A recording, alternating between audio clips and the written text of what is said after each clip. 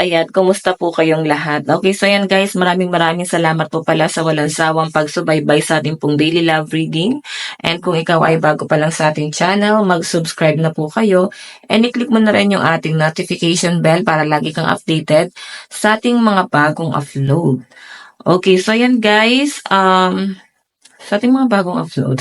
Okay, so bago tayo guys mag-start, pa-subscribe na rin po sa YouTube channel ng aking friend.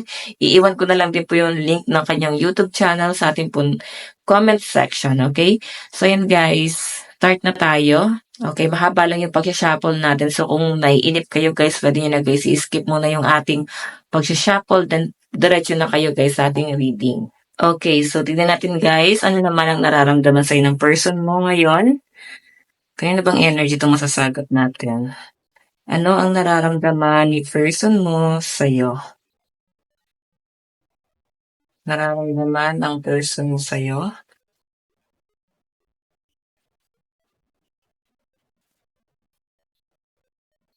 Okay. Ano naman ang nararamdaman mo kay person? Nararamdaman mo kay person?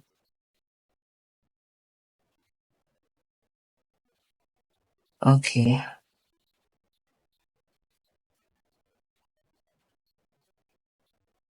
Okay, so ano bang nararamdaman ng person mo sa'yo ngayon? Empress? Buntis ka ba? Or pwedeng, blessing din kasi guys to, no? Hindi naman literal. Si Empress is someone na binibless sa buhay. So, yung nararamdaman niya sa inyo guys, pwedeng feeling niya, bless siya nung nakasama ka niya or magkasama kayo, feeling niya kahit pa paano hindi siya nawawalan. And siguro, para kang lucky charm, nararamdaman niya na every time nakasama ka niya, may magandang nangyayari sa buhay niya. Okay? Sige, tingnan natin guys, ano naman ang tingin sa'yo ng person mo? The Devil. Alam mo, feeling ko hindi naging faithful sa itong taong to. Ay, na, hindi na tayo pumunta doon sa loyal. So, hindi na rin naging faithful kasi manipulative siya. Pinapakita sa akin dito, may ibang naging tukso. May naging dahilan kung bakit yung relasyon nyo ay hindi na naging maayos. May tukso, oh.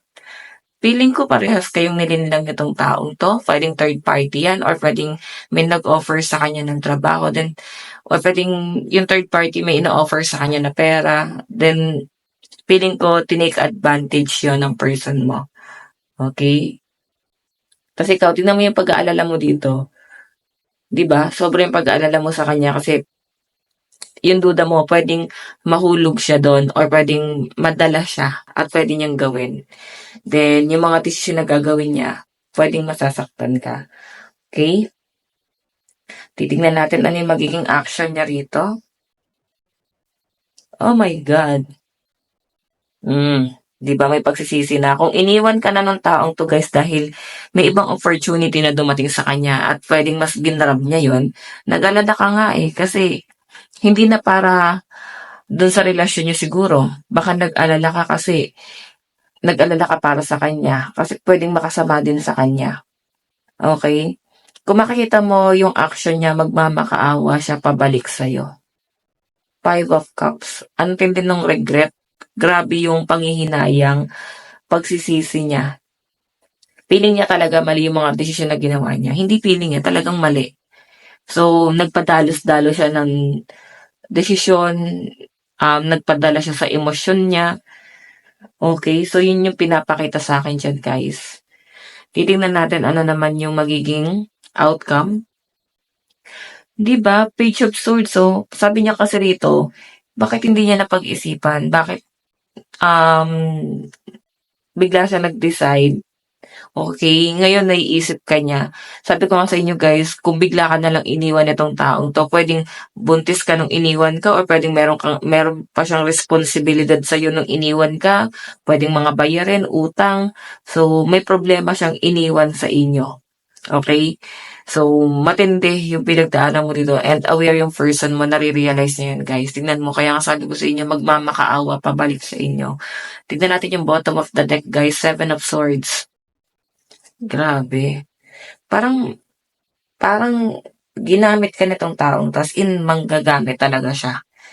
Okay, Seven of Swords, grabe yung pagsisisi nitong taong to, guys, no? Kung noon ginamit ka niya, feeling ko kinarma yan, nandun yung pagsisisi niya na dapat pala hindi nangyari yung mga ganong bagay. Okay, na yung parang nagkaroon ng gamitan, dapat hindi nangyari yun eh. Ganun yung nakikita ko sa energy ng person mo. Grabe yung pagsisisi niyan, guys. Okay? Tignan natin. Ayan, malakas ang energy ng air sign, Aquarius, Gemini, Libra, Cancer, Pisces, Scorpio. So, may earth sign din, Capricorn, Taurus, and Virgo, pero malalakas ang mga air sign eh. Okay, tignan naman natin, guys, sa side mo. Grabe, no? Ang bigat nung energy ng person mo. Grabe yung pinagdaanan nito. Titingnan natin mamaya, okay? So, dito natin malalaman ang sagot sa energy mo. Ano ang nararamdaman mo kay person mo? Hangman. Okay. Actually, naramdaman mo sa kanya talagang nakita mo na siya na talaga yung someone na feeling mo makakasama mo na habang buhay. Kasi pag matagalan na talaga yung plano mo para sa connection yung dalawa. Kumbaga, hindi ka na para tumingin pa sa ibang tao kasi talagang yung focus mo nasa kanya lang. Yun yung pinapakita sa akin dito, guys. Okay? Sige, tignan natin, guys. Ano naman yung tingin mo kay person. Two of Cups. Oh my God. Feeling ko, karelasyon mo pa talaga tong taong to. Or pwedeng kasal kayo. Okay, iba naman sa inyo guys, pwede nagkaroon na ng second chance. Or may chance na maayos. Kasi nakikita mo siya pang long term eh. So, siguro pahihirapan mo muna tong taong to. Gusto mo muna makita ko ano yung magiging intention niya. Kasi, naiisip mo rin naman siya. Tignan mo ha, the devil na siguro nung nadala siya sa temptation is parang naisip mo rin na parang biktima tong taong to or parang hindi mo siya nakilalang ganun. So, yun yung tumatatak sa inyo.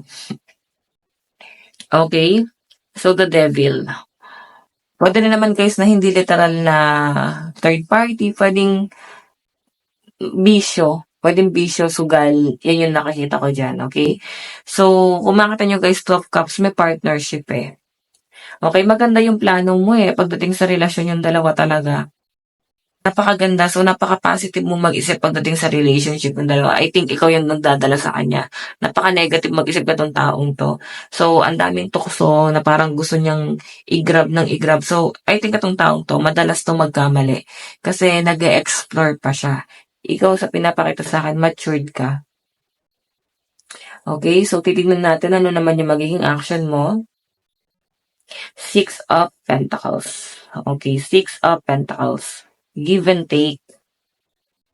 So, wow. Siguro itong taong to guys, pwedeng gumagawa naman siya ng paraan talaga kasi ito may action eh. Gusto mong bumawi sa kanya. Siguro ikaw din yung may pagkakamali sa relasyon nyo. So, balansihin mo. Ano yung nagawa mong pagkakamali? Kasi, tignan mo yung energy mo, napaka-positive. Piling ko yung person mo, ginawa niya naman ng lahat para dito sa relationship na to. Okay, down na down to. Down na down to nung natagpuan mo, parang ganyan. Grabe sa natagpuan, no? Or nung nagmakaawa pabalik sa inyo. Okay, kasi Six of Pentacles ka eh. Bumabawi ka sa kanya. And siguro nakikita mo rin na parang bumabawi rin siya sa inyo. Yung assurance na gusto mo, ibinibigay niya yun sa inyo. Tignan natin guys, ano naman yung magiging outcome. Oh my God. May pagtalikod ka. Naging tanga ka sa pag-ibig, no? Naging tanga ka sa connection yung dalawa. Ganun yung pinapakita sa akin. Kasi tingnan mo, napaikot ka niya eh. Ang lagi mo lang nakikita sa kanya yung mga magagandang nagawa niya. Hindi mo nakikita yung mga pangit na nagawa niya sa inyo. Kasi natatakpan siya ng mga magaganda eh. Okay, magagandang ginawa niya sa inyo. So, Eight of Cups, gusto mo pa tong taong to, pero feeling ko mag-aalangan ka sa dulo. Okay? Kung iniwan ka niya, mag-aalangan ka rito. Kung ipo-pursue mo pa ba yung relasyon niyo. Kasi tignan mo, may opportunity sa'yo. Kumbaga parang, yun nangyayari sa inyo. Dito kasi, pinursu niya yung opportunity niya, kaya kanya iniwan. Ngayon parang bumaligtad yung sitwasyon. Ikaw na yung tatalikod sa kanya kasi mas importante na sa inyo yung future mo, yung maraming opportunity dumarating sa inyo. Yun yung gusto mong i-grab. Okay? Tignan natin guys yung bottom of the deck. The Fool. Four of Cups. The Fool, Four of Cups. New beginning eh. Okay, tingnan mo. Ginugulo na tong taong 'to yung buhay mo eh. Ikaw, nagbabagong buhay ka na sa pinapakita sa akin eh. Pero ginugulo ka niya. Okay? Parang naghahabol sa inyo or maghahabol sa inyo. Grabe. So guys, sa side mo, malakas ang water sign, Cancer, Pisces, Scorpio. Ginawan ka ng masama na tong taong to. Capricorn, Taurus, and Virgo. Okay, ang lakas ng water sign sa mga nasasagap natin dito.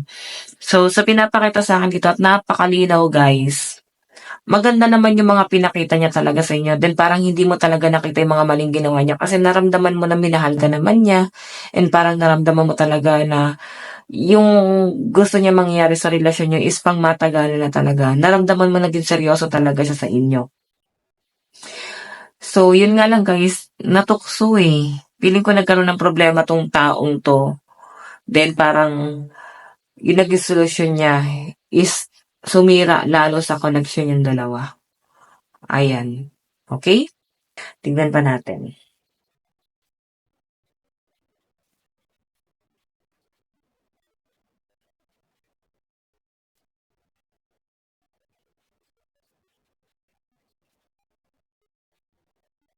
Okay. Kunin natin to guys. Saan napapunta yung relationship yung dalawa? Ano na mangyayari?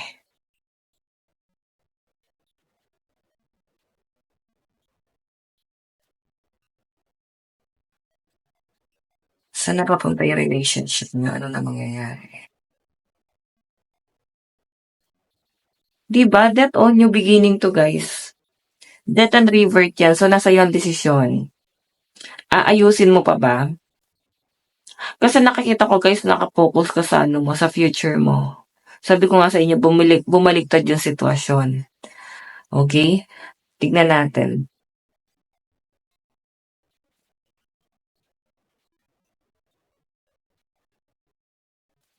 Meron tayong Eight of Swords. Wow. Alam mo, sising-sisi yung person mo. Magmamakaawa talaga siya sa'yo na bumalik siya. Grabe. Hindi ka tatantanan nito. Nangihinayang siya. Kasi Eight of Swords, stuck siya sa sitwasyon. Okay? Pinahirapan ka nitong taong to eh. Binago ka niya eh.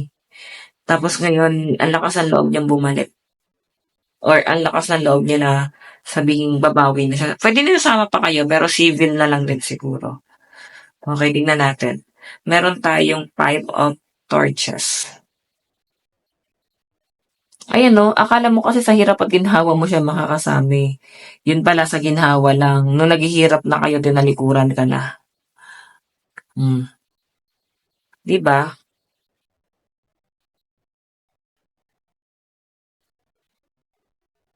Two of Cups. Partnership kasi to. Oh my God.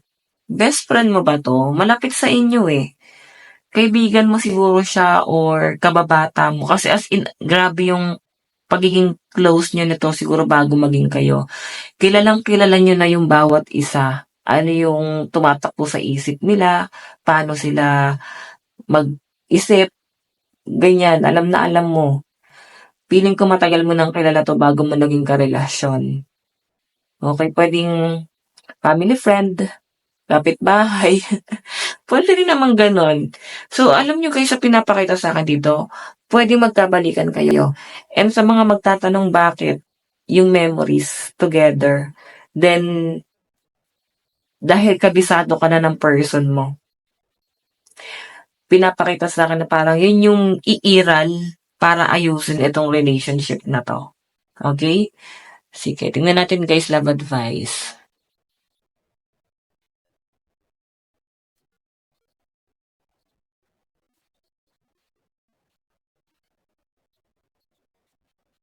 Ayan, malakas ang mga air sign: Aquarius, Gemini, Libra, Aries, Leo, Sagittarius, Cancer, Pisces, Scorpio.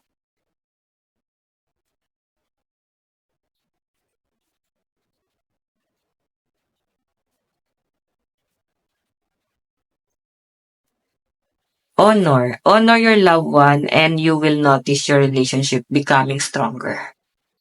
Ayan. 'Di ba? Feeling ko ang iiral sa'yo kung paano kanya pinahalagahan noon. Kung paano niya kung paano ka niya binaby, inasikaso. So, kung itong taong 'to natukso, kung hindi man third party, ibang bagay, puwedeng nakinig sa sulsol ng iba, feeling ko sising-sisi yan. Okey, sobrang solid yung relationship niyo guys, sa pinapakita sa'kin. Okey, ikaw mag-decide ka, ayusin mo pa ba? Kasi ikaw ang nakikita ko sa'yo dito, ang iiral sa'yo yung ano, yung memories niyo together talaga. Tignan natin, trust, 'di ba? Puwedeng kasal kayo or puwedeng nagplano kayo magpakasal, hindi natuloy, emotion, 'di ba? May emosyon ka pa rin sa taong 'to. 'Yun po yung pinapakita sa'kin guys, okey? Grabe yung emotion mo dito. Tignan pa natin, ano ba mensahe sa'yo ng person mo? Oops, ayan, pasensya na guys. Nahulog yung card natin.